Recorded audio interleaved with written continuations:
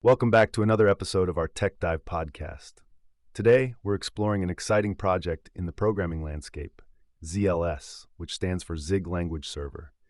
It's a non-official implementation of the language server protocol specifically for Zig, and it's designed to enhance developers' experiences in their editors. So what exactly is ZLS? Well, you can think of it as a helper tool for programmers, like having a personal assistant that knows all the ins and outs of the Zig programming language. This project aims to bring essential IDE features right to your coding environment. Let's break it down a bit. First off, ZLS requires a build of Zig Master to get started. If you're thinking about diving in, you'd clone the repository from GitHub, navigate into the ZLS directory, and run a simple build command. It's pretty straightforward.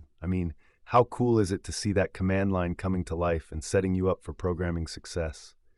Once you're in, ZLS supports a variety of features, almost like a Swiss Army knife for developers.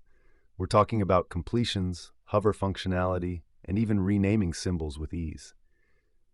I love how language servers streamline coding by taking away the grunt work, letting developers focus on what really matters, solving problems. And let's not forget the semantic analysis and the support for comp time, though it's still a work in progress. You know what they say, great things take time. It's exciting to think about how those features will develop further. Now, considering all that ZLS can do, we should also mention its relation to other projects. For instance, there's the Sublime Zig Language project, which uses data from ZLS for basic language features and auto-completion. It's interesting to see how these projects often inspire one another, isn't it? What really strikes me is the community aspect. ZLS has many contributors and donators, people who are passionate about making this tool better.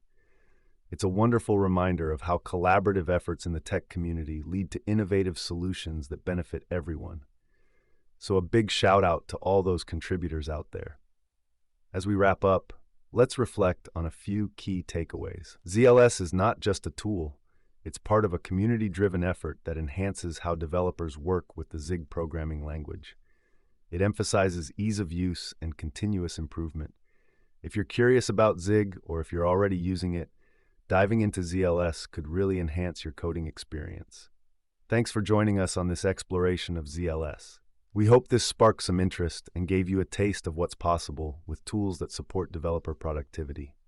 Until next time, keep coding, keep creating, and who knows, maybe you'll contribute to a project like ZLS someday.